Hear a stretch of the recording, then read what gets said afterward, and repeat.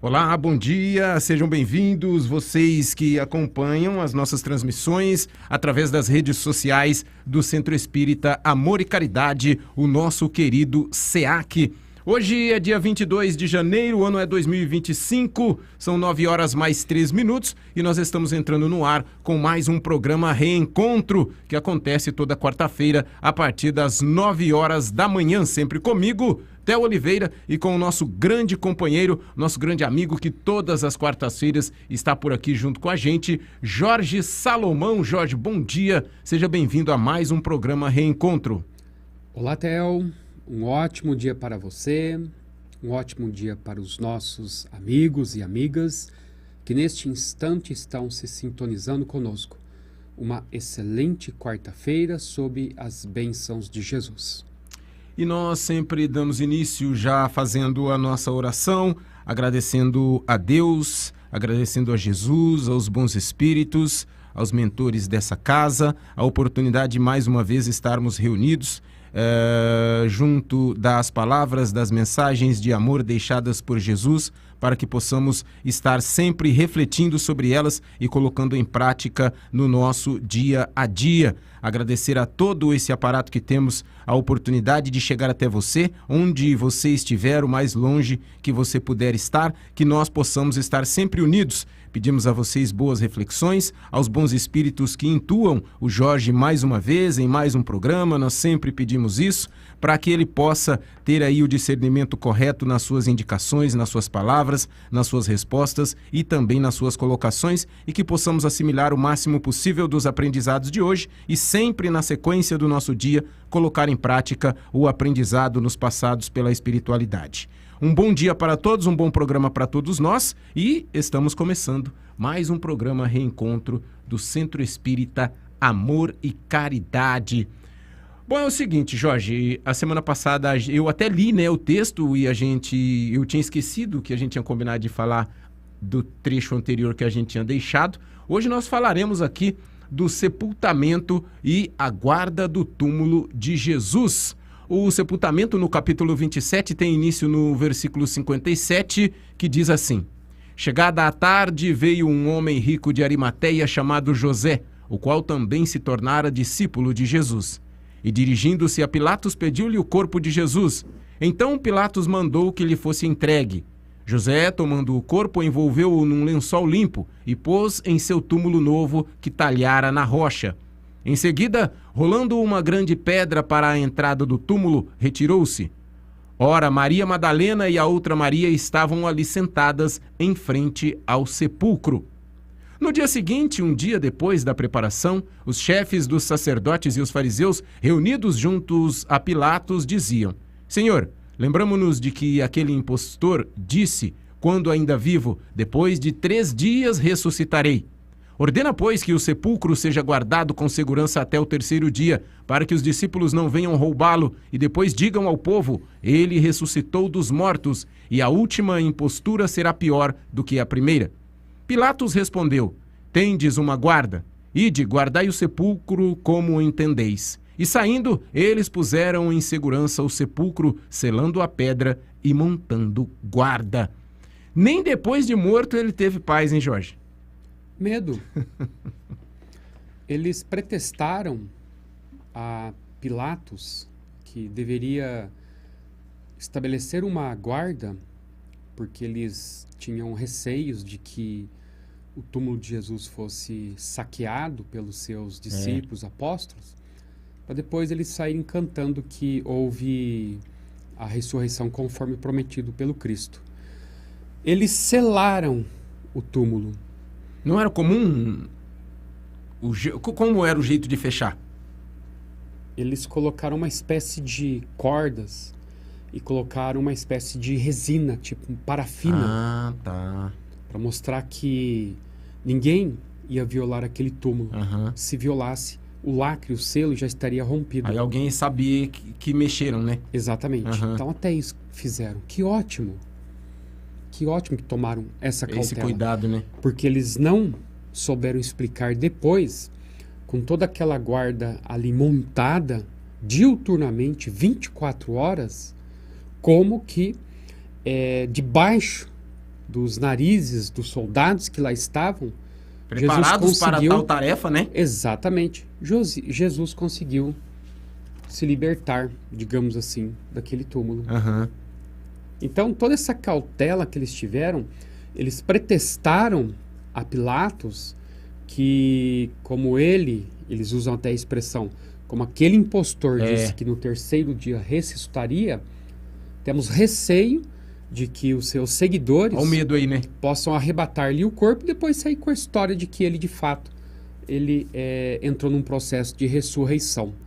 Então, Pilatos determinou que uma guarda ficasse lá 24 horas por dia, selaram ali a abertura do túmulo e ali eles ficaram.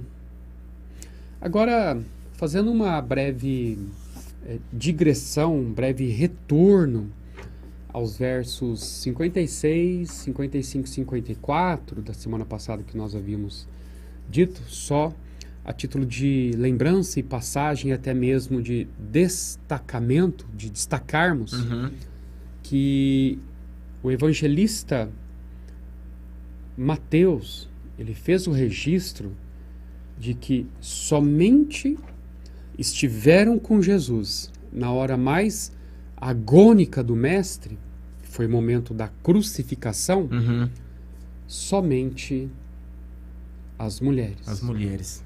Maria, mãe de Jesus, Maria Madalena, Maria, mãe de Tiago e João. Quanta Maria, hein?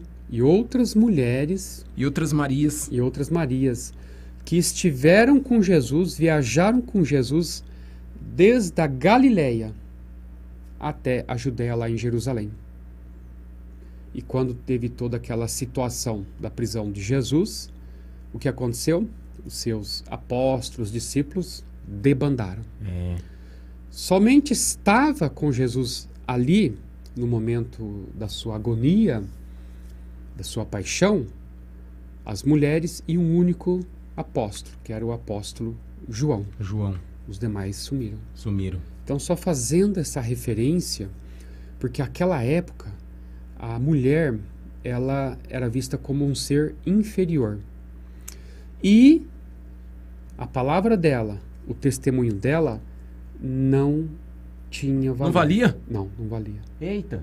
Então, se elas vissem alguma coisa fora do comum, ele fosse querer reportar alguém, ninguém ia levar em consideração. Nós só vamos, então, antecipar um pouquinho, quando formos no próximo item, que é a ressurreição.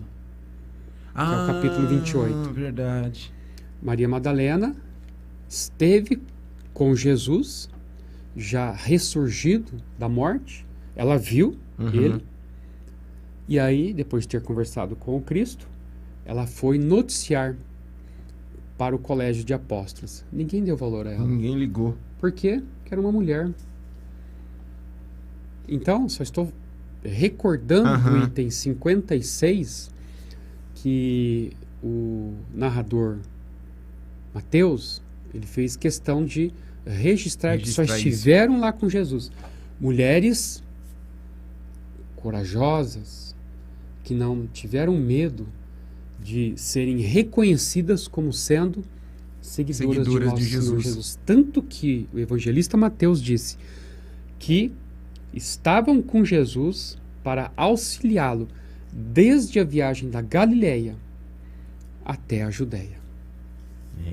Rapaz. Foram as únicas que estiveram, com exceção de João, mas as únicas que estiveram com Jesus o tempo todo com ele e não tiveram medo. Não tiveram medo. Receio algum.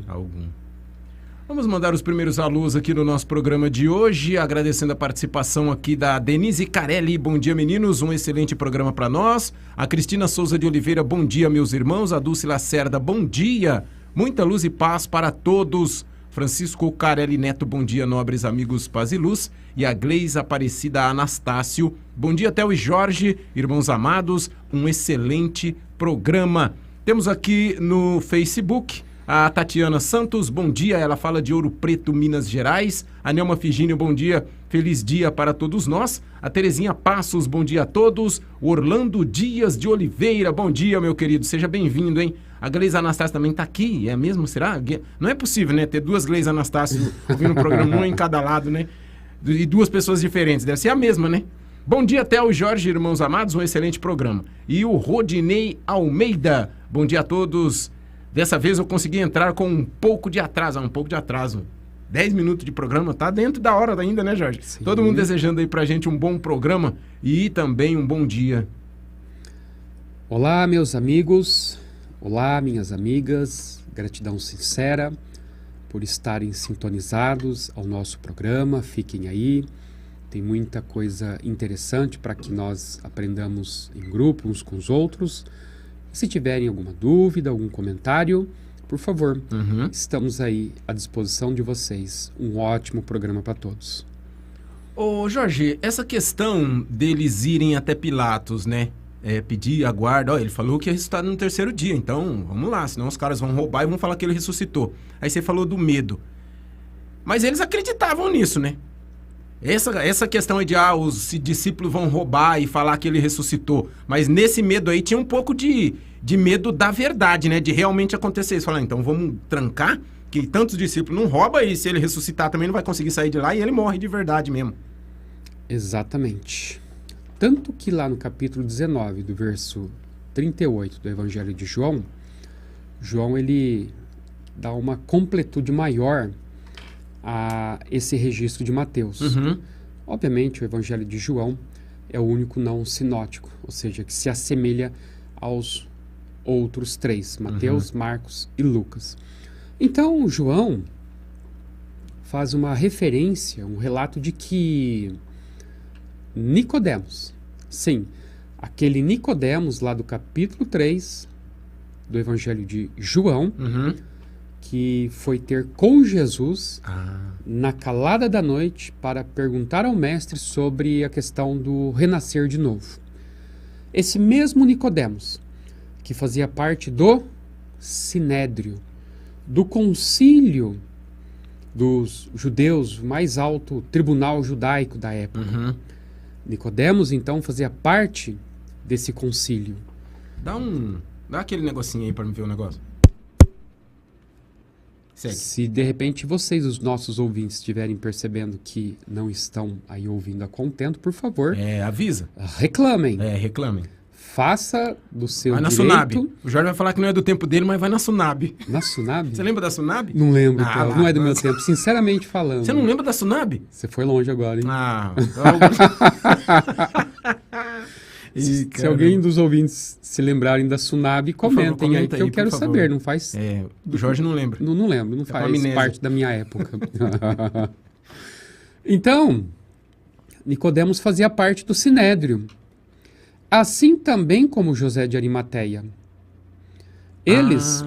o José também era dos... José de Arimateia era muito rico. Para ter um túmulo e era novo, pelo que fala aqui no texto, né? Só fazia parte ali do Sinédrio os membros ilustres do alto judaísmo. Empresários, comerciantes. Tinha que ter dinheiro para fazer parte ali daquele grupamento. E José de Arimateia era muito rico. E eles já sabiam de antemão. Eles eram seguidores do Cristo na narrativa de João. Debaixo do pano. Por debaixo do pano. Às escondidas. Entendi. O próprio João faz essa referência. De forma ali na surdina, sutil, às escondidas, né? Às ocultas. Porque senão, se os membros do Sinédrio soubessem, iria colocar eles em julgamento.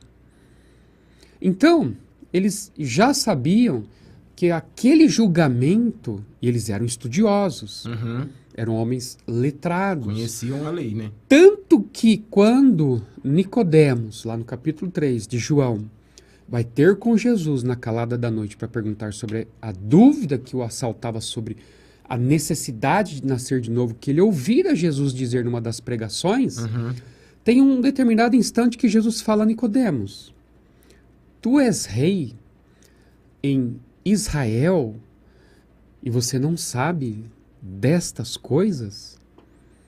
Da necessidade de nascer de novo? Você faltou nesse dia da aula? Faltou nessa matéria? És rei, dizendo, você é um estudioso, é um doutor da lei. Você sabe da lei e, no entanto, vem me perguntar uma coisa que é tão óbvia. Então, José de Arimateia e Nicodemos foram até Pilatos. Pilatos estranhou, mas como que os mesmos membros que decretaram a morte de Jesus, na verdade, quem decretou foi Pilatos. Mas lá no julgamento que teve na casa de Caifás, na madrugada dentro, eles disseram réu de morte. Eles deram o veredito deles, mas quem iria assinar a sentença... julgou antes do juiz. Exatamente, eles foram um júri.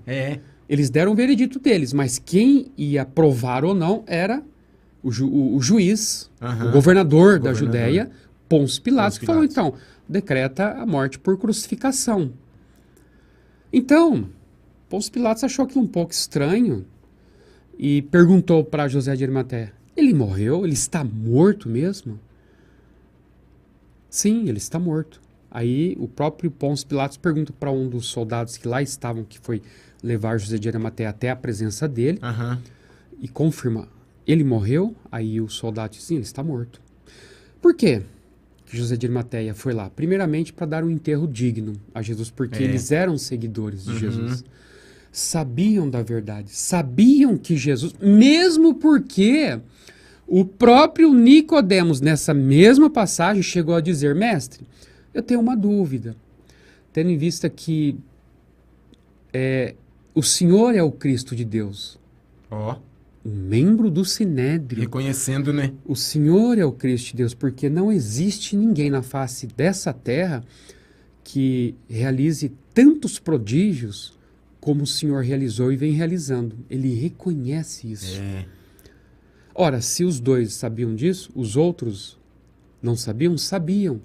Mas não queriam dar a mão à palmatória, porque se eles seguissem a Jesus, toda aquela estrutura seria profundamente modificada. Seria bom para nós hoje em dia, né? Muito, Theo. Muito. Nossa, seria maravilhoso. Muitas coisas teriam mudado de fato, mas muitos são aqueles os que se apegam ao poder e não querem, em hipótese alguma, perder as regalias que o poder...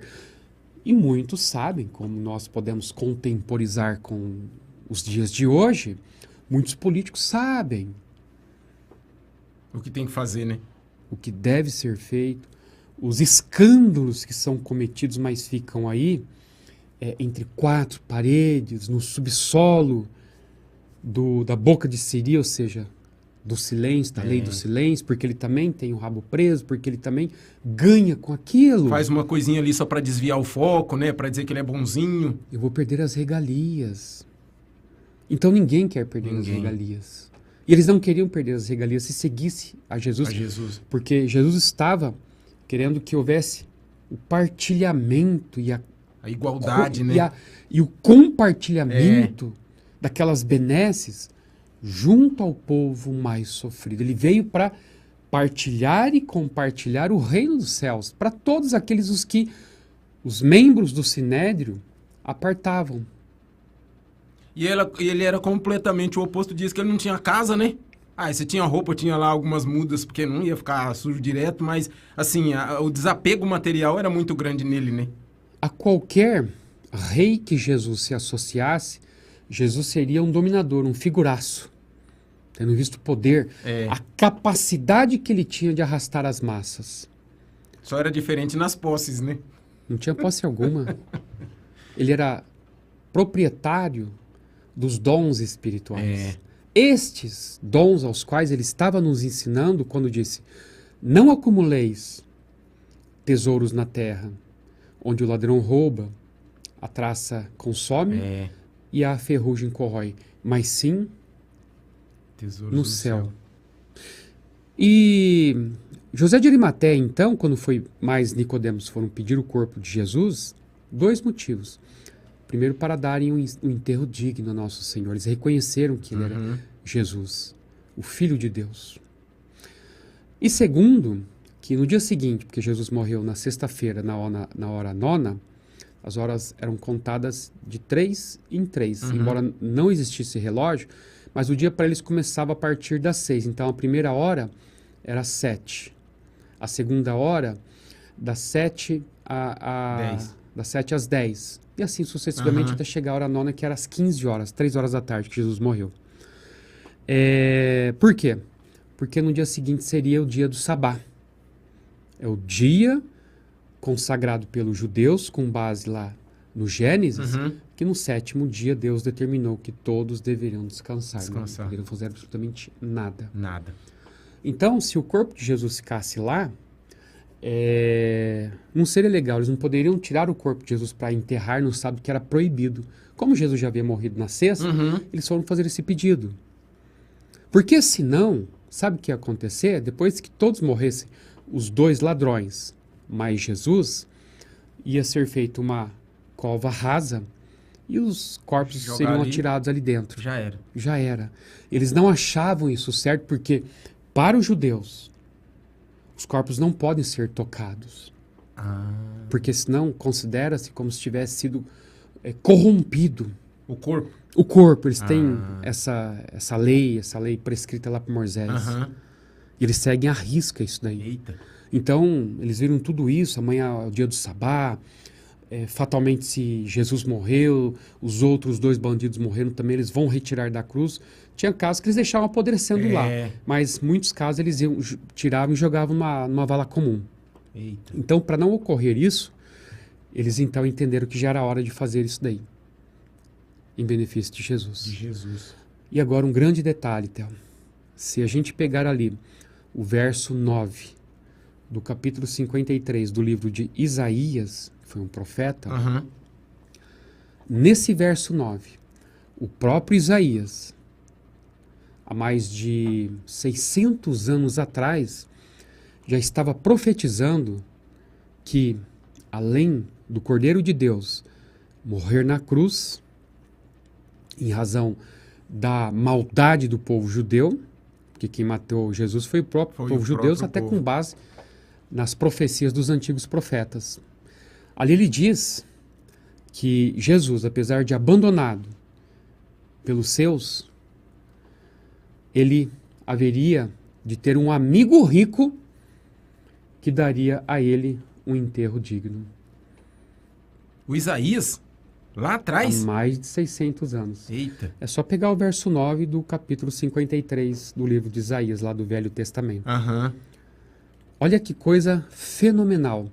O José de Arimateia estava ali consubstanciando as Sagradas Escrituras, onde houve a profecia feita pelo profeta Isaías, de que ele não seria jogado, seu corpo, numa vala comum, mas que ele teria um amigo rico que daria o enterro digno. E sabe qual foi esse enterro digno de Jesus? Qual? O enterro digno de um rico.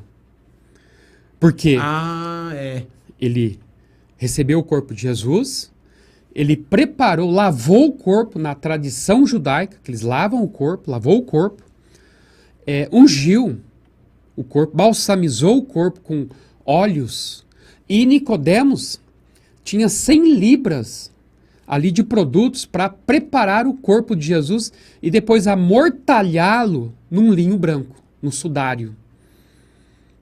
Isso daí só era feito porque era rico. Só quem tinha dinheiro, né? E quem tinha um túmulo também era rico.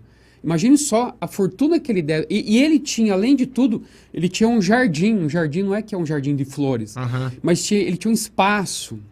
Ele tinha uma espécie de um sítio. E nesse sítio, ali ele tinha mandado construir, edificar um túmulo, que um túmulo era virgem ainda, ou seja, não havia sido usado por ninguém.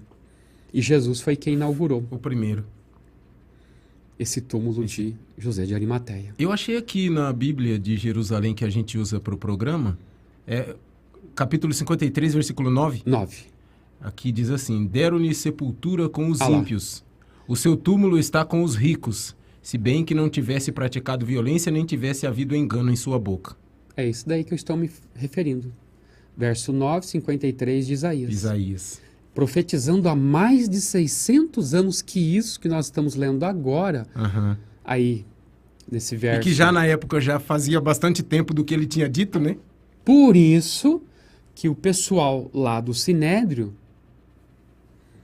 vieram com esse pretexto pedindo a Pôncio Pilatos que colocasse uma guarda armada 24 horas por dia na frente do túmulo de Jesus. O túmulo de Jesus. Porque todos os acontecimentos do galo, os salmos têm ali várias mensagens messiânicas, são dezenas. Eu posso qualquer dia separar os números dos salmos ali, que são dezenas, que são chamados salmos messiânicos, em que eles informam sobre a profecia de Jesus como Messias. E ali, meu Deus, os Salmos foi produzido em torno de 600 anos antes de Jesus, Salmos de Davi. Ele relata o passo a passo, desde a prisão de Jesus no Horto das Oliveiras, o apóstolo que haveria de traí-lo, o apóstolo que haveria de negá-lo, Eita! a crucificação, que iam deitar na túnica dele, na roupa, no manto dele, jogos. Os soldados depois fizeram jogos ali, usando o manto de Jesus como um pano para fazer os jogos de azar. Para forrar o chão ali, para não forrar o sujar chão, as pedrinhas. exatamente. Queriam dar-lhe um cetro de madeira, de cana, enfim, uma coroa de... Está tudo relatado há mais de 600 anos. E que depois, o centurião, para confirmar se Jesus estava de fato morto, ele iria enfiar e iria traspassar uma espada no lado, acho que no lado direito ou esquerdo de Jesus. Mas qual que era a ideia desse negócio? Se furasse, a pessoa não fizesse nada, estava morto? No geral, eles quebravam as pernas dos que estavam crucificados.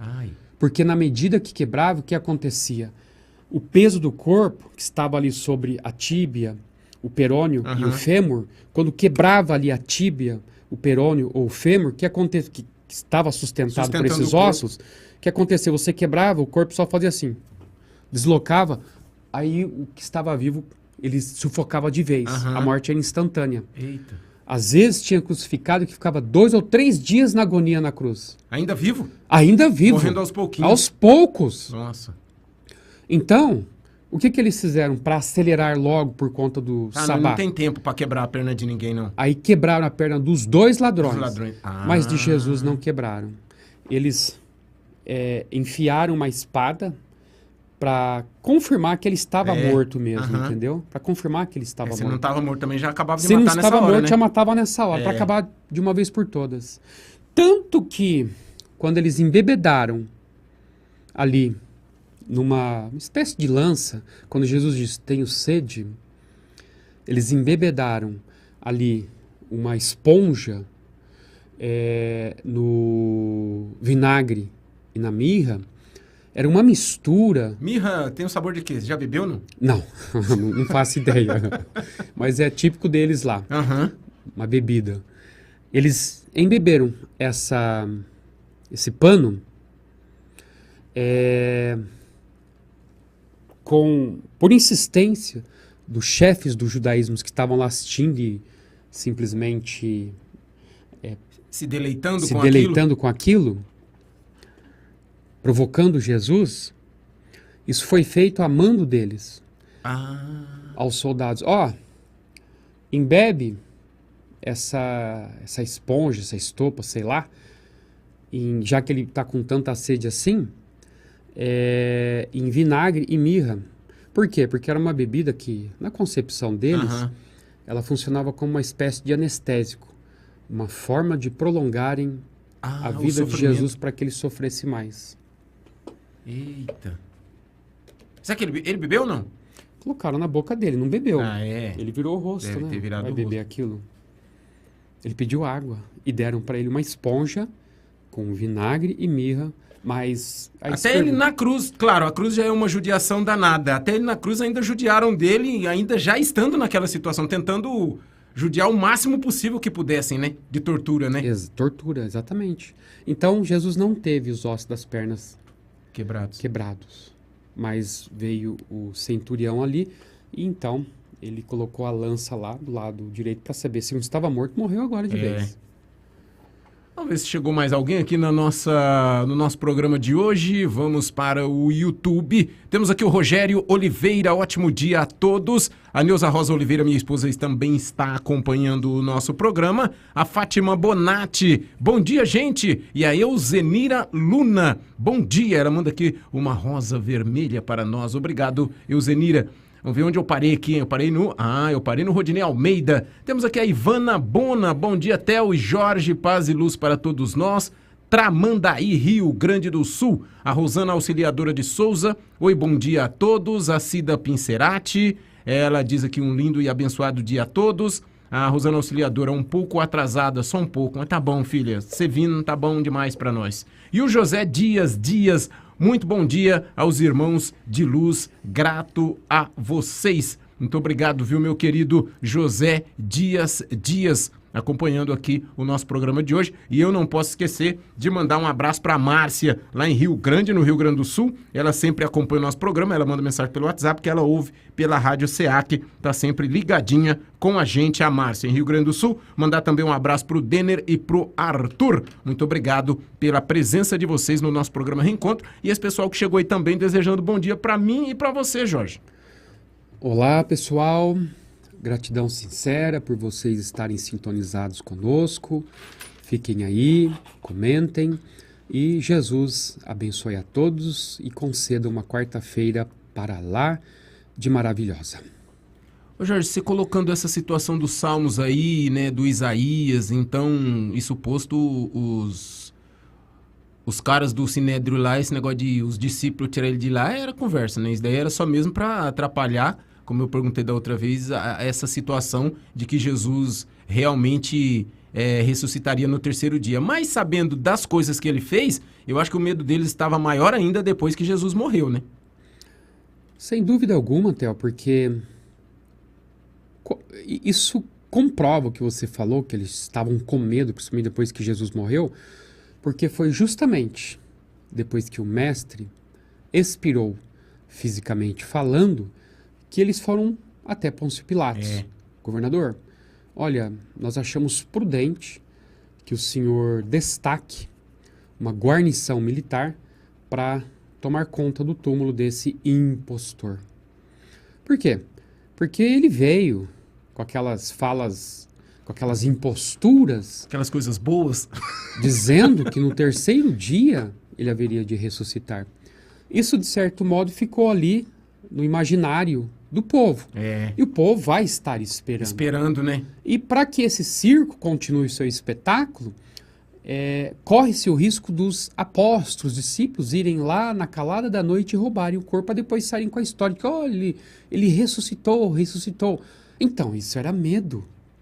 Era um medo deles, sim. Só que o tiro saiu pela culatra. Que ótimo que eles... Ainda bem, né? Exatamente, porque aí nós estamos diante de uma prova irrefutável sobre a ressurreição de nosso Senhor Jesus.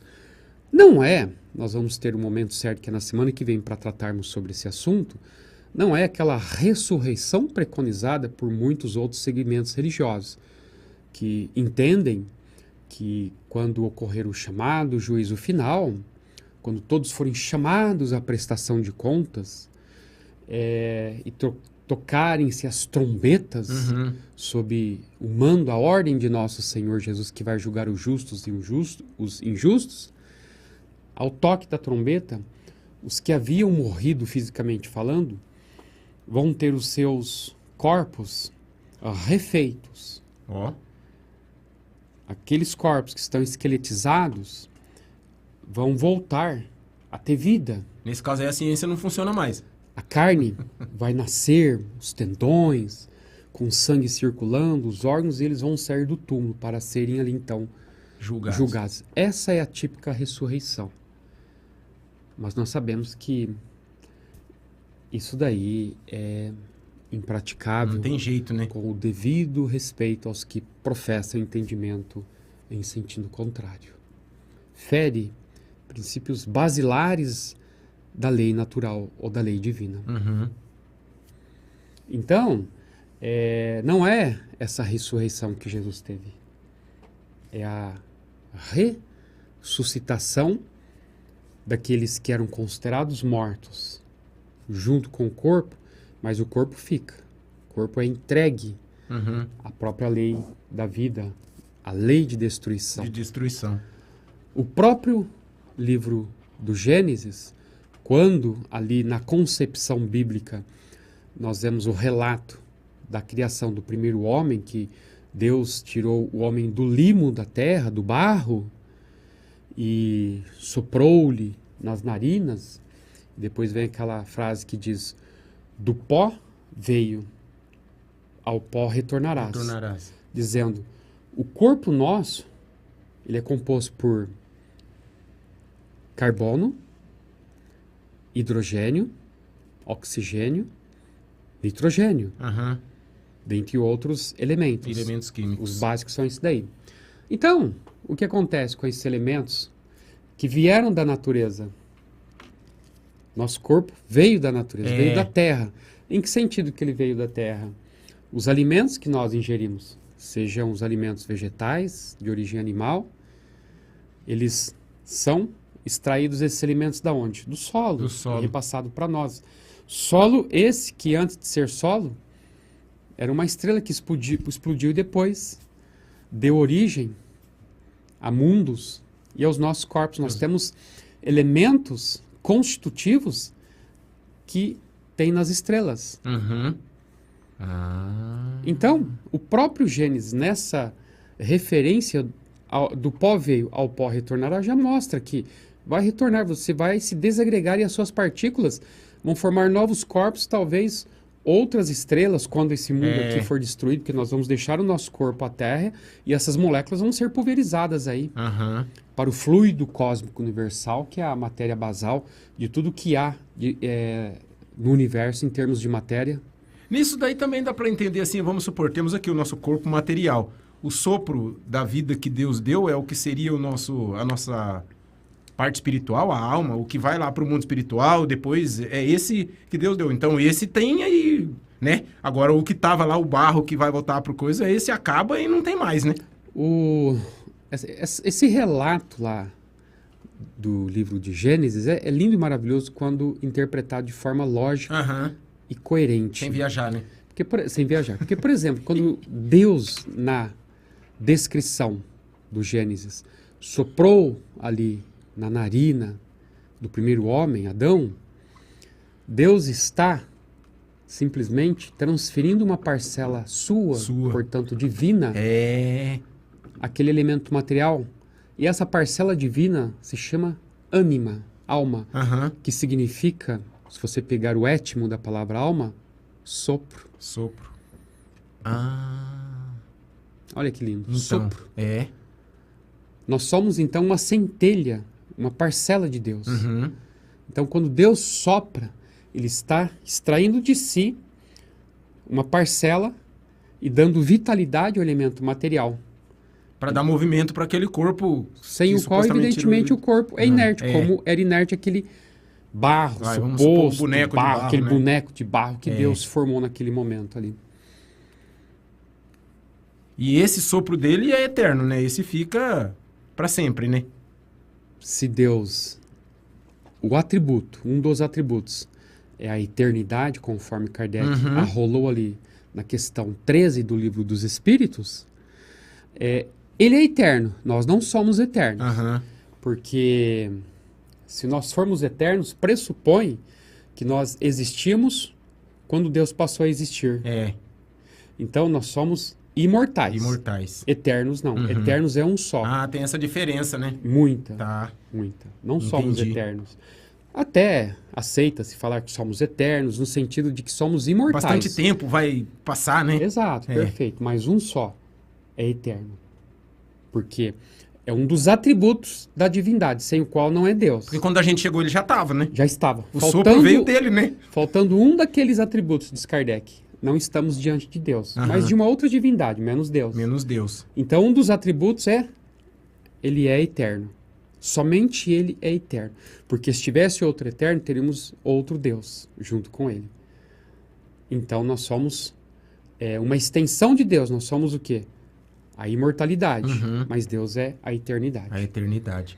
Ô Jorge, nessa situação aí que foram os dois, foram lá e falaram, ó, tem um túmulo aí, eu vou colocar ele lá pra, né, não virar bagunça. Será que os caras também não ficou naquela, falar assim, pô, tinha que ter tirado logo, enterrado na terra, aí nós tava livre disso daí, vamos dar uma espionada nisso daí pra acompanhar esse negócio certinho. Mas eles sabiam que ia acontecer, né? Até porque eles, como você falou, eles eram letrados, eles tinham conhecimento da lei. Então eles estavam tentando atrapalhar essa situação. Mas será que lá no íntimo da cabeça deles eles sabiam que isso ia acontecer e que não tinha jeito? Provavelmente. Por que dessa cautela? Você só toma cautela em relação a alguma coisa quando você imagina que aquilo vai acontecer. Vai acontecer. Só que eles vieram com essa historinha para tentar desvirtuar. E falando, olha, o nosso receio não é que nós estamos acreditando que ele vai passar por esse fenômeno. Mas, governador, o senhor entende? É que ele vai cometer uma impostura e a segunda impostura vai ser pior do que a primeira. Qual foi a primeira? Jesus dizer que ele haveria de ressuscitar no terceiro dia. No terceiro dia. E a segunda impostura que eles disseram que poderia ser pior do que a primeira seria o corpo de Jesus sumir dali e depois vierem com a história de que Jesus ele ressurgiu dentre os mortos. Então havia uma preocupação, sim. Mas saiu pela culatra. Saiu. A nossa amiga aqui no YouTube, ela faz um comentário, deixa eu voltar aqui. Ela diz assim, é a Cristina Souza de Oliveira, sobre esse comentário aí da vida, né? Será que é por isso que minha avó sempre dizia que não se nega água para ninguém? Essa questão aí que você falou do sopro, da composição do nosso corpo tal, e de... Como assim? O que a avó dizia, amiga? A avó dela fala que nunca se nega água a ninguém. A gente fala do negócio do sopro, da vida, de manter o corpo, de ter tudo mais. Aí veio do barro, Deus soprou, o barro é formado. Até aí também tem um negocinho que o barro, sem água, você não faz o barro, né? Sim. E o nosso corpo é 80% de água? 75%, 80% quase 80% de água. De água, né? Ela faz esse comentário. Talvez depois ela entre em maiores detalhes aqui pra gente poder comentar em cima desse dito dela. Ô Jorge, e... esse negócio dessa pedra aí, você falou que era corda, com tipo uma resina. Eles colocaram a pedra para o negócio ficar mais seguro ou a pedra já fazia parte da tradição de selar o túmulo? Já fazia parte. Né? Porque quando José de Arimateia, ele pediu para construir um túmulo ali nesse seu sítio, num barranco inclusive, eles já produziam ali o túmulo, a tumba, a câmara mortuária. E era grandão lá dentro, né? Geralmente, era espaçoso. Tinha dinheiro, era espaçoso, né? Olha só o custo disso. Então, eles já também confeccionavam uma tampa. Tinha que ser uma tampa de rocha, esculpida na própria rocha, para que o corpo ficasse ali bem selado, bem sepultado. Porque para eles o sepultamento é algo sagrado. Não pode ter contato com o meio externo para que não ocorra a impureza, a corrupção, a contaminação do corpo, porque eles lavam, eles embalsamam tem todo um com processo. Perfumes, com óleos caros, e depois amortalham o corpo com um linho grosso, para que o corpo fique ali protegido das impurezas do meio exterior. Entendi. Então isso daí é praxe deles. Está prescrito, inclusive, lá, num dos 5 livros que dão início ao Pentateuco mosaico. Nós temos o Gênesis, Êxodo, Levítico, Número e o 5º livro, Deuteronômio. Nesses livros, o próprio Moisés prescreveu como que deveria ser preparado o corpo. E eles, os que seguem a Torá, os judeus mais ortodoxos, que seguem a Torá, arrisca e descartam o restante. Ortodoxo é o que? É radical? Radical. Radical. É tipo, é o que tá aqui e acabou. E acabou, não tem discussão. Eita. É uma ortodoxia. É um dogma. E dogma, segundo se diz, não pode ser discutido. E sim aceito. Então não tem que perguntar nada. Você perguntou... Nada. Tá ali, fala, filho, tá escrito seguir. aí. Você não tem que... Então, se você faz alguns questionamentos, que eles vão falar? Está escrito lá na lei, pronto, acabou. Não questione. É um mistério de Deus. Entendi. Então, essa rocha, essa tampa, ela já foi projetada quando José de Arimateia havia contratado para que trabalhadores, então, construíssem ali o túmulo. Entendi. E lá com essa pedra já ia ficar mais difícil ainda. Então, essa pedra ela rolada ali e fechada. Então, eles mandaram lacrar, selar toda e qualquer entrada ali e colocar, inclusive. Isso que eu ia perguntar agora, porque você põe a pedra, vai ficar umas frestinhas, vai ficar algumas... Selar tudo com resina ali, porque se você sela, por exemplo, uma carta e você coloca ali uma em cima daquele fecho da carta, que hoje praticamente as pessoas nem sabem mais o que é carta. Ninguém sabe o que é carta. Envelope. Só vê envelope. É o negocinho do Gmail que parece um envelope. Aquilo lá é um envelope de carta, gente. Então vamos ver o fecho do envelope. E diz que não lembra da Sunab, hein? Lembra das cartas, não lembra da Sunab. Tabela da Sunab? Tabela da Sunab. Eu lembro lá em 1986, quando teve lá com o ministro da Fazenda, o Dilson Funaro, que os preços eram tabelados e que aquilo que passasse da tabela da Sunab seria considerado crime contra o consumidor. Aí você podia ligar Mas lá foi e algum reclamar. espírito que falou desencarnado agora... que viveu lá atrás e veio e soprou aqui. Aqui alguém que trabalhou lá na Sunab, né? Exatamente. Você não lembra de mim? A tabela da Sunab. Mas esse negócio do que você ia falar agora, isso aí é mais antigo, Jorge. Nós temos, não tem esse negócio desse selo que vinha por cima, assim, pra... Porque tinha a lambidinha, né? Que já vinha com a cola, né? Dava lambida e colava. Ainda vinha mais alguma coisa por cima? O próprio Código Civil, quando ele estabelece, principalmente o Código Civil de 1916, o já revogado, ele falava ali sobre os 5 tipos de testamento. Então, tinha-se o testamento particular, que ele era feito, e eu não vou me lembrar muito, mas é mais ou menos assim.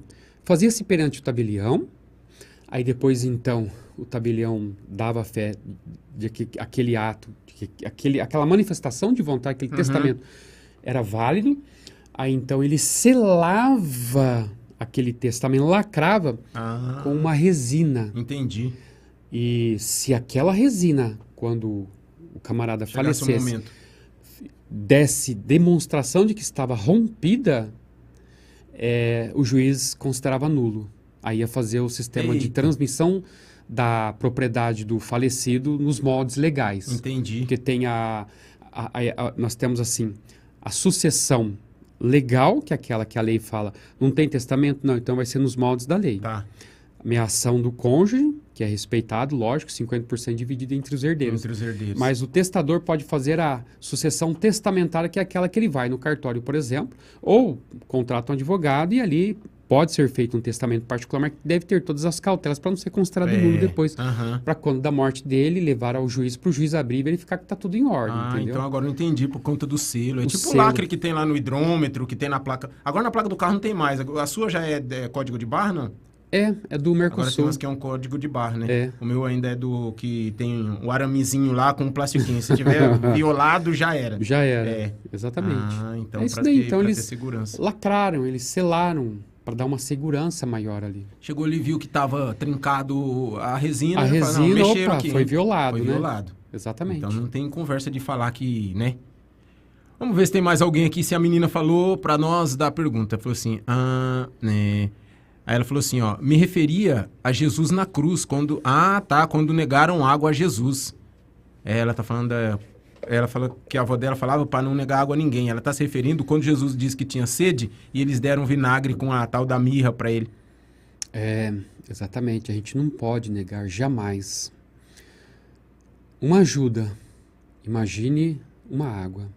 E a gente pensa que não, mas isso também é um ato de caridade, né, Jorge? Qual? A pessoa chegar na sua casa pedindo um copo d'água, você não vai negar um copo d'água para a pessoa, né? Sim, com certeza. Porque tem gente que pensa, quando a gente fala, principalmente a gente que participa sempre aqui do programa, a parte da doutrina fala sempre da caridade. Pensa que é dar dinheiro, dar uma cesta básica, sei lá, ou você ir na cada pessoa fazer uma visita, como o Sidney sempre fala, você tá saindo do mercado, deixar o carrinho no lugar certo, né? Segurar a porta do elevador, ajudar alguém com a compra, alguma coisa, isso daí também funciona, né? Sim, Kardec ele estabelece 2 ordens de caridade. A caridade, ali no Evangelho segundo o Espiritismo, a caridade material, que é o ato de darmos alguma coisa, materialmente falando. Uma roupa, um calçado, um prato de comida, uma água, até um remédio, um dinheiro. Mas tem outra caridade, que é a caridade moral. Que é aquela mais difícil de ser realizada. Que é aquela que demanda de nossa parte uma certa evolução, uma certa maturidade espiritual. Por exemplo, termos humildade, serenidade, bondade, perdão. São formas de caridade, mas moral é a mais difícil. É mais difícil. O copo d'água você vai lá, abre a torneira, põe, dá pra pessoa, não precisa Ou você de pega... refletir, não precisa nada, Se né? o camarada tá ali, teu portão é gradeado, e você já tem ali uma mangueira enrolada, Ah, mas na mangueira também é embaçado, né, Jorge? então, depende da forma como que você vai dar. Você já pega a mangueira, já bota ali pra fora e liga lá, faz o cara tomar na mangueira, obviamente, tem formas de você Tem fazer formas, caridade. É. O bonito é, tipo, um momentinho só, meu amigo. Eu vou pegar um copo d'água gelada pra você. Tá muito quente. Como aconteceu há uns anos atrás que eu fui andar de bike. Anos 80, não? Oi? Não é, né? Não é nos anos Não, 80, isso não. tem uns 3 anos, mais ou Ah. menos. Fui andar de bike, exagerei um pouco. Rodei acho que uns 50 quilômetros debaixo do Eita! sol. Já era mais de meio-dia. Você não morreu, não? Graças a Deus, não. Aí as minhas 2 vasilhas, garrafinhas d'água, Aham. que eu levo 2, cada uma tem 500 ml, tinha 1 litro d'água para 50 quilômetros. Ixi. E de onde eu vinha não tinha lugar nenhum para beber água, Nossa. nem córrego. Porque se eu paro e eu vejo córrego, eu tomo água Aham. de mina. Tá valendo. Né? Mas não tinha lugar nenhum. Eita. Só aquele lugar, Mas era rodovia, só deserto, ermo. não tinha gente morando nesse lugar? Não tinha, era rodovia, Eita. tava bem longe. Eita. Aí, desesperado, até que consegui entrar num vilarejo aí, bem distante de Bauru. E aí vi lá um barzinho. Ó. Aí pedi pra pessoa, lá, uma senhora, se ela poderia pelo menos me dar um pouco d'água da torneira pra eu encher as minhas garrafinhas. A mulher foi lá na geladeira e colocou água gelada nas minhas 2 garrafas. Ó. Poxa, eu Né? agradeci e falei, por favor, quanto que ficou? Não. Falei, nossa, que bondade da senhora, que fofa, até falei, com perdão da expressão, foi muito fofo. Vou tomar água gelada. Falei, não, fica à vontade. Foi lá e pegou na geladeira, eu pedi da torneira. Aham. Quer dizer, uma caridade bem meritória aos olhos de Deus. Porque muitas vezes também, né, Jorge, a gente tá na necessidade, mas a gente também não quer atrapalhar a outra pessoa, né? Sim. É que nem você falou pra ela, falou, pode ser da torneira, não quero... Só queria encher água. Só água. Mas ela teve O carinho. o carinho de ir lá na geladeira, pegar, viu também que tava quente, né? Você tava de bike, as garrafas de bicicleta, falou, não, vamos dar uma força. Já fez um negócio bacana, né? Sim, eu me senti assim, um rei. Coisas pequenas eu me senti um rei, a felicidade ali, com coisas pequeninas. Olha, pra você ver que, para sermos felizes, Theo, nossos amigos e amigas, não precisa de muito, basta pouco. Basta pouco. É como eu sempre gosto de uma frase que o Hélio Ribeiro usava. A felicidade custa muito pouco. Pergunte aos realmente felizes, né? Então, bem isso. quer dizer, a pessoa que é realmente feliz, se você for perguntar para ela o que ela precisa para ser feliz, ela não vai te fazer uma lista enorme de coisas, né? Ela vai pontuar algumas coisinhas ali que ela vai falar, mas é só isso? É perigoso a gente ainda perguntar, mas é só isso que precisa para ser feliz? E tem gente que fica procurando a felicidade em coisas, né? Muitas vezes até inalcançáveis ainda nessa vida. Talvez na próxima, mas nessa... Coisa inútil e fútil, às vezes. E fútil. Quando a felicidade tá ali, ó, pertinho da gente. Às vezes ela tá aqui querendo te dar um abraço, mas você nem olha pra ela pra dar um abraço nela, né? Exatamente. Você tá sempre olhando pro outro lado. Sim. A coisa mais difícil que muitas vezes essa felicidade não vem, né? Com certeza. Como, por exemplo, olha só, quando era criança, e não faz muito tempo, Claro. morava lá na Rua Gonçalves Dias, número 577. O que é lá hoje onde você morava? Você já foi lá ver o que tem lá? A Já sua casa fui. tá lá ainda, não? Não tá. Foi demolida a nossa casinha, bem humilde. É? Era de madeira. Era de nossa madeira? casinha. Moramos lá de 75 a 82. Há pouco tempo. Pouco tempo. 7 anos. 7 né? anos. Foi 7 anos. Eu moro E- na mesma casa desde que eu nasci, quase. Olha só. E aquela vida amarga, difícil. Amarga sim, entendamos bem. Apesar Claro. dos pesares, éramos felizes com o pouco que tínhamos. Não é? Então, não era sempre, eventualmente, quando sobrava alguns tostões, alguns vinténs, algum cobre Era a mais. cruzeiro naquele tempo já? Era cruzeiro. Era cruzeiro, né? Era cruzeiro. O barbudão, o bigodudo, né? Exato, o Milão. bigodudo. Nós chamava de Milão aquele lá. Sim, O Mil Cruzeiro. exatamente. Barão não sei do Mas quê. era bem antes do Barão aí, viu? Ah, é? Era bem antes. Mas enfim, acho que o Barão veio em 80 por aí, né? Ah, verdade. Não é? Tinha umas que pareciam o dólar antes, né? Lembra uns verdinhos que pareciam o dólar? Sim. Estados Unidos Tinha- do Brasil. É do a seu no- tempo. Você é velho, hein, Jorge? A É do no- seu tempo. A nota de 5 cruzeiro, ela era meio roxinha e tinha ali o busto do Dom Pedro. Acho que é o Dom Pedro II. Segundo. O do bigode Pra Não, fora, né? O para fora é o primeiro, né? Ah, O segundo tá. era o mais jovem. Tá. Aí, naquela vida difícil, financeiramente falando, quando às vezes sobrava alguns intens, minha mãe falava assim: ó, quem vai lá no bar comprar pão, uma mortadela e uma tubaína? Ó. Hoje a gente não vai jantar nessa casa, vamos comer pão com mortadela e tubaína. Pão a gente comprava no bar, dificilmente se achava uma padaria naquele tempo, mas tinha, mas era no bar. Bengala, né? E aí a mortadela era vendida naquele sistema que eles faziam aquele processo de fatiamento manual. E a tubaína. Verdade, tinha No aquele máximo- saril que ele rodava e ia cortando, né? Exatamente. Poxa, quando falava que era para isso, a gente se estapeava. Não, eu vou. Ia 2, 3. Quando era para outras coisas, ninguém queria ir no bar, não, porque era um ninguém quer ir pouquinho no bar, longe de não. casa. Aí é complicado. Então, olha só, a felicidade ficava brilhando nos nossos olhos com pouquíssima coisa que hoje a gente vê isso aí e não dá valor. Um pãozinho, era um pão só para cada um, com 1 ou 2 fatias no máximo de uma mortadela bem fininha e uma tubaína, que também ali é minha mãe que colocava, meu pai colocava, para a gente não tomar mais do que o outro lá. Ah, tinha essa ainda também, né? Claro, não tinha se pegar uma garrafa e tomar no bico, não. Colocava, ela não era nem copa, a gente não usava copa, era canequinha de plástico ou aquelas canequinhas de lata, feito por um lateiro na época. E aí meu pai media ali tudo certinho, só faltava pegar uma régua, pronto, nem mais nem menos para cada um e tomava, estávamos felizes da vida. Porque muitas das nossas vasilhas eram feitas depois de uma lata de óleo, uma lata de massa de tomate. Massa de tomate, leitinho. Os copos eram... Eu não sei, a gente tá meio divagando aqui, mas hoje em dia o pessoal fala mal de, a pessoa tem um copo que é de copo de vidro para beber água de massa de tomate. O que tem? Tá economizando dinheiro. Tudo bem, é legal você ter um jogo de copo aí, de 6 copos, aí vir uma visita. Naquele tempo era só para visita, né? A gente bebia na latinha ou no copo de massa de tomate. O que tem demais nisso daí? O conteúdo é o mesmo, não é água. Não é nisso que a gente também fala, que a felicidade custa pouco, né? Não é isso que estamos falando. Não precisa de um copo de cristal, tá? Se quiser ter, tenha, mas não precisa de tudo isso, só para beber água. O que Jesus disse? Não acumuleis tesouros na terra. É bem por aí, Bem né? por aí. Nessa questão de Jesus. Exato. Ô Jorge, a gente tá chegando ao final do nosso programa, só mais uma pergunta para encerrar. Jesus... Eu estava ontem ouvindo a voz da Ave Maria lá na rádio, que acaba o meu programa na 87, começa a Ave Maria. Aí é aquela parte lá do sábado e tudo mais, né? E eu trouxe para o tempo de hoje. No tempo de hoje tem esse negócio de cancelamento, né? A pessoa fica perseguindo os artistas, celebridade, qualquer um na rede social. Você escreveu uma coisinha de nada, todo mundo já tá querendo azedar. Já tá falando, não, você não pode falar isso. Por que você não gosta de tomate? Você tem que gostar de manga. Ah, aquele cara não gosta de abacaxi, ele só gosta de jaca. Tudo é motivo para briga. Eu falei, gente, nós estamos do mesmo jeito do tempo de Jesus. O que o pessoal faz hoje na rede social, os caras faziam com Jesus. Porque ele estava lá, os discípulos dele começaram a pegar as espigas, os caras parece que estavam atrás de uma moita, só esperando. Fala lá, pegando milho no sábado, não pode pegar milho no sábado, não sei o quê. Aí parece que ele fala, eu não vou lembrar a palavra certa, o sábado foi feito para o homem, não o homem para o sábado, alguma coisa nesse sentido. Isso mesmo.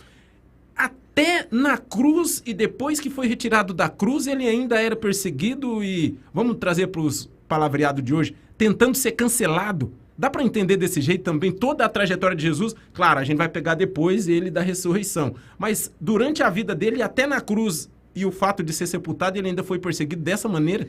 Com certeza. E essa história que você fala das redes sociais, esse cancelamento aí, é o famoso linchamento digital.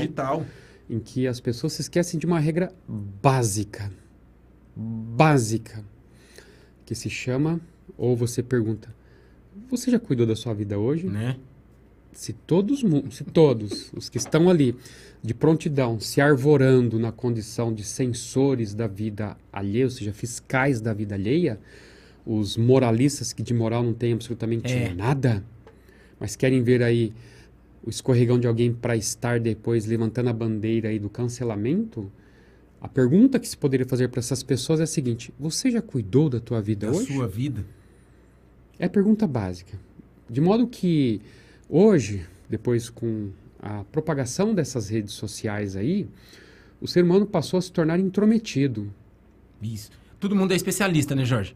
Todo mundo é dentista, especialista. todo mundo é advogado, todo mundo é juiz, todo mundo é mecânico, todo mundo é meteorologista, todo mundo é tudo hoje. E com essa de todo mundo ser tudo ao mesmo tempo, nós vemos o quê? Opiniões rasas, superficiais, mentirosas, inclusive, não sustentável à luz da ciência. Nada que engrandece. Nada que engrandece, mas emborrece. Tanto que os britânicos criaram uma terminologia para designar as pessoas da atualidade. Sem generalização, Claro. óbvio, mas valendo para a nossa A atualidade. grande maioria, né? Pessoas com cérebro podre ou cérebro apodrecido. Aí, ó. A inteligência sofreu, o QI da humanidade sofreu uma retração nesse nosso século. Tá vendo? Estamos emburrecendo e é problemático porque se nós continuarmos nesse ritmo, livro praticamente vai ser coisa do passado. Vai ser coisa do passado. As pessoas não têm mais paciência para ler 5 minutos de um livro. Já é muito. A pessoa já boceja, estressa, não quero isso, não entendo mais nada, não sei o que está escrito aqui. Isso é grave. Por quê? Se você não estimula o cérebro, qual é a tendência? A tendência? Atrofiar. Atrofiar, a lei da seleção natural. O que não usa, você perde. O pai da teoria evolucionista, Charles Darwin, avalizado essa teoria pela ciência, deixa muito bem claro que aquilo que você não usa pela lei da seleção natural, a tendência é que aquilo atrofie. Que você perca aquilo. E se nós não colocarmos o nosso cérebro para usar como deveria, porque quando você faz uma leitura de um livro, é uma leitura analítica. Você vai ter que entender ali os termos, as palavras, procurar no dicionário, entender o texto e o contexto, interpretar, etc. Isso daí fomenta o desenvolvimento intelectual. Isso aí promove a proliferação neuronal, da cadeia neuronal. Agora, as imagens não. Pelo contrário, aquilo vai fazendo com que certos neurônios vão se apagando e a gente vai emborrecendo.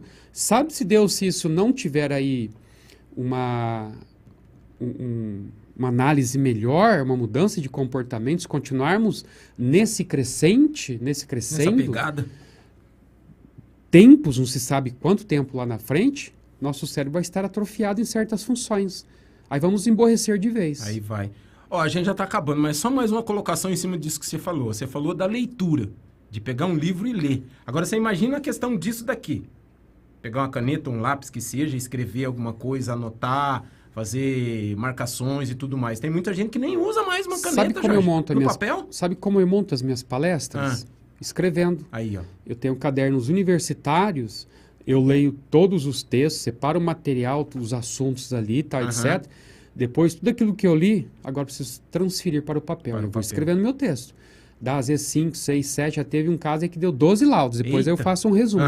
E escrevendo à mão. Escrevendo à mão. À mão. Por quê? Você escrevendo, você dá um tempo para pensamento, para você reter mais na sua memória. O ato de escrever é um ato mais lentificado. Muito mais lentificado. E vai pro teu HD. Vai. O HD que é o teu cérebro. Eu ia falar isso. Você já viu esse vídeo então, né? Do professor Peer? Sim. O que você digita vai pro HD do computador. O que você escreve vai pro HD do teu cérebro. Vai pra tua memória e não sai de lá se você continuar exercitando aquilo sempre. É verdade. Bom, nós já chegamos, né, ao final do nosso programa. Fazem já 7 minutos, Jorge. Deixa eu mandar alô aqui pro pessoal que participou do nosso programa. Deixa eu agradecer. A Denise Carelli falou assim que gosta muito quando você fala da simplicidade da vida que você teve. Ela disse que isso... Eu entendi nas entrelinhas do que ela falou, que isso mostra que muitas vezes não é só... Vamos supor, você está aqui, né? Você está falando hoje. Aí você já falou que hoje em dia você está um pouco mais tranquilo. Mas a gente reconhece quando uma pessoa realmente precisa e que a gente vai ajudar, que nem você falou da senhorinha que te deu a água. Eu acredito que no lugar dela você faria a mesma coisa, a gente faria. Meu Deus. Só que uma pessoa que... Não vou dizer que todo mundo tem que passar por muitas necessidades que nem a gente já passou. Mas a pessoa que nunca passou por isso, ela não vai ter esse discernimento. A pessoa vai chegar e pedir uma água, torneira aqui, vai, filho, bebe aí. E bebe logo que eu tô com pressa e não sei o quê. E tem essa situação. Sim. Então, assim... Muitas vezes as pessoas vão pensar que eles falam isso para, né? Ai, coitado, ele já foi pobre, ele já sofreu, não sei o que. Não é isso. Não é que a gente está refletindo sobre uma situação E no caso de hoje você mostrou a felicidade que você tinha de ir no bar comprar mortadela, pão e tubaína, né? Muitas das coisas que muitas vezes no bar você não acha hoje, né? Você vai lá no bar, você só vê cigarro, cerveja, pinga, essas coisas. Nem nem o baleiro não tem mais no boteco. E bêbado. Comprar e também, né? Então, os comentários muitas vezes que a gente faz isso é mais voltado para esse lado, né, Jorge? Sim, com certeza. Exatamente. Deixa eu terminar aqui então. Quem mais aqui, hein? Eu falei da Gleise Aparecida Anastácio. Uau, que ensinamento maravilhoso, gratidão. A Cristina Souza, a Euzenira, a Fátima Bonatti, a Neuza Rosa Oliveira, Rogério Oliveira, o Francisco Carelli, a Denise Carelli e a Dulce Lacerda. A Márcia lá em Rio Grande, no Rio Grande do Sul. Tatiana Santos, Nelma Figini, Terezinha Passos, Orlando Dias de Oliveira, Gleise Anastácio, Rodinei Almeida, Ivana Bona, Rosana Auxiliadora de Souza, Cida Pincerati, José Dias e o Abner Rodrigues. Chegou aqui há pouco. Bom dia, família abençoada por Deus, gratidão, amém. Então é isso, esse foi o nosso programa Reencontro de hoje. Nós falamos aqui, eu não sei se eu mostrei a capa para vocês no começo do nosso programa. O título tá o mesmo lá no YouTube, mas depois eu mudo a capa, porque a semana passada eu fiz de um jeito, mas a gente tinha combinado outra coisa. Mas hoje eu fiz uma outra capa e depois eu mudo do título da semana passada. Na próxima semana, dando tudo certo, estaremos de volta e o Jorge encerra aí o nosso programa para essa quarta-feira, dia 22 de janeiro de 2025. Jorge. Meus amigos, minhas amigas, gratidão pelos comentários, pelos desejos que vocês externaram a nós, a mim, ao Theo, a toda a família. Também desejamos a vocês muita paz, muita saúde, muita proteção. Desejo a todos vocês sucesso, prosperidade, riqueza material, espiritual principalmente. Se cuidem, não se desesperem, porque no final, tudo vai ficar muito bem. Um ótimo dia para todos vocês.